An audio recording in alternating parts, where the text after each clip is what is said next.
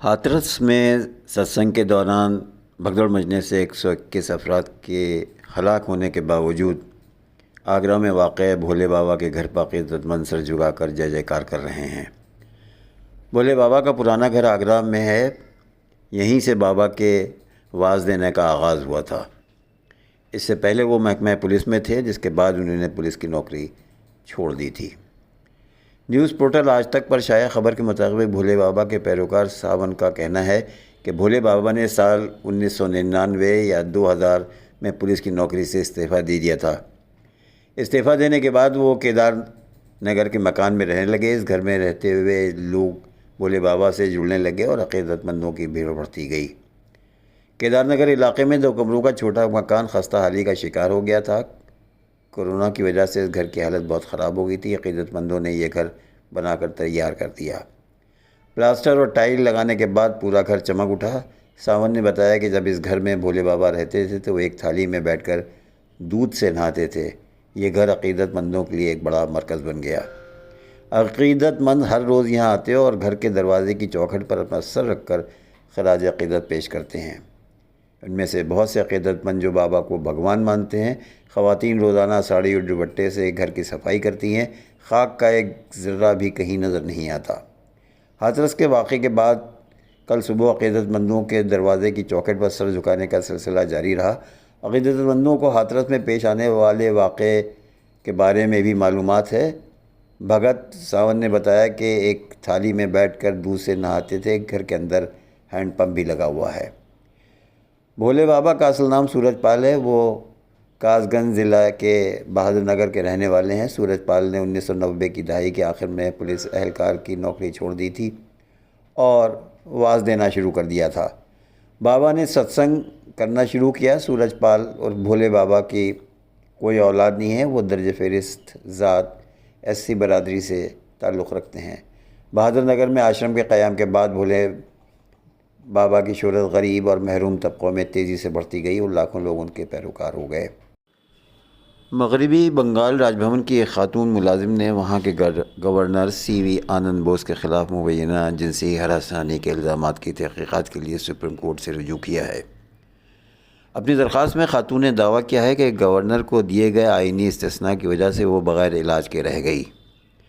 درخواست گزار نے عدالت عظمیٰ سے اپیل کی ہے کہ وہ مغربی بنگال پولیس کو جنسی ہراسانی کے الزامات کی تحقیقات کے لیے ضروری ہدایات جاری کرے۔ درخواست میں آئین کے آرٹیکل 361 کے تحت ایک آئینی شخص کو حاصل استثناء کی حد تک رہنما خطوط و قابلیت کا تعین کرنے کی بھی درخواست کی گئی ہے۔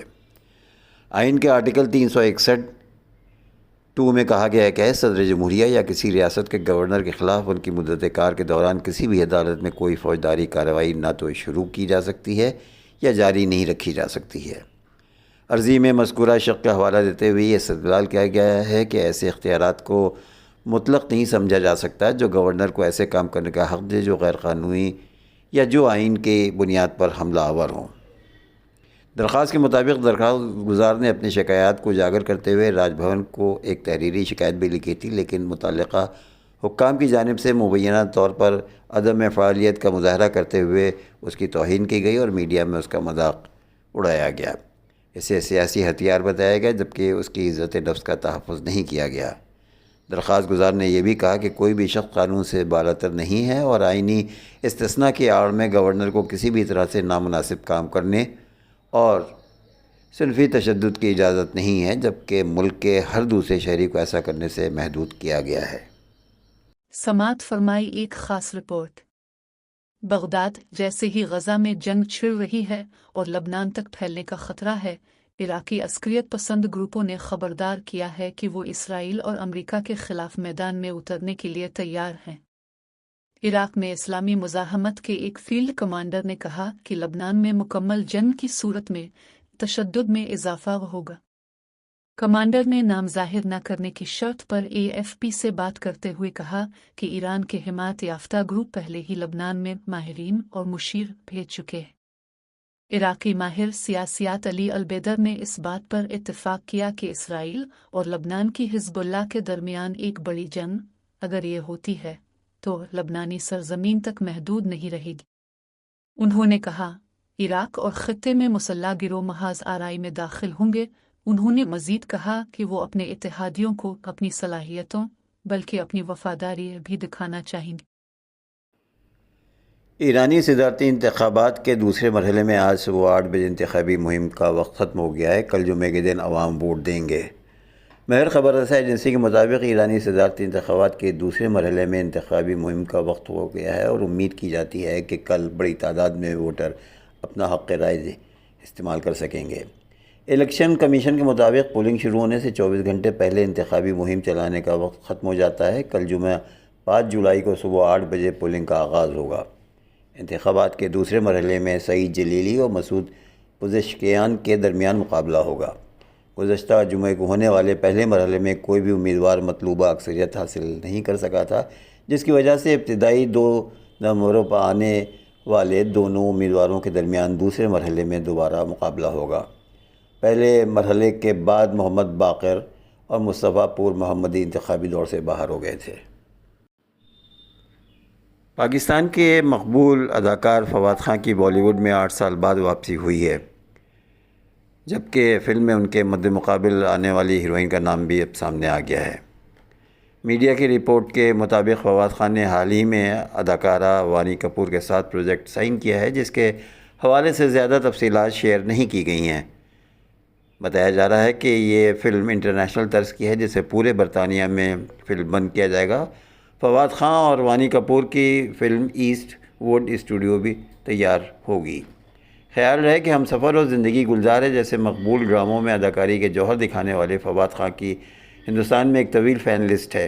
उनके ये दोनों ड्रामे हिंदुस्तानी इंटरटेनमेंट चैनल ज़िंदगी पर नश्र हो चुके हैं। इसके अलावा उनकी सोनम कपूर के हमरा 2014 में रिलीज़ हुई फ़िल्म खूबसूरत के भी काफ़ी चर्चे हैं और सोनम कपूर फवाद को अपना बेहतरीन दोस्त भी कहती हैं।